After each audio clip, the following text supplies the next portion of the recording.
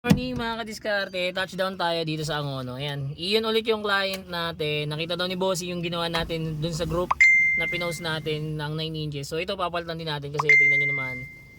And gusto niya mas ano siya, magmukha ng modelo. So ayan, tara palitan natin yan. Nakita nyo naman kung paano nabaklasin to, pero syempre wala pa rin akong sawa kung paano natin tuturo sa inyo kung paano sila baklasin. Okay, tara, let's go. Yung unang part, ayan, kakalasin nyo yan. Yung nasa yellow na kable. Yan, kailangan nyo tanggalin yan para mahugot nyo. Tapos sa kabilang part mamaya meron din yan papakita ko sa inyo. Yan, ito, nakalas na natin siya.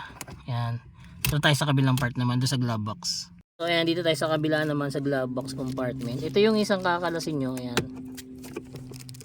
Andun yung sa pinakapuno, ayan, tanggal natin. Tapos ito yung isa pa. Yung nasa dilaw na to. Ayan, yung kulay pulang kable. Pula orange.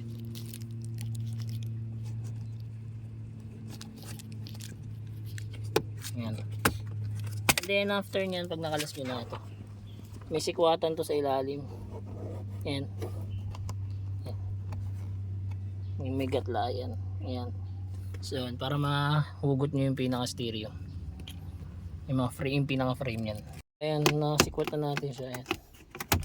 Tatanggalin nyo na lang siya. Ayan. Medyo makapit lang talaga. Ayan. Tapos tanggalin nyo na lang yung harness na mga kailangan yung tanggalin para ma-remove nyo. Ayan. May 4 na screw din yun. Kakalasin nyo yan. So ayan, tapos tayo mag-install 9 inches Android with panel frame yun. Then yung reverse camera kasama pa rin sa package natin. Ayan.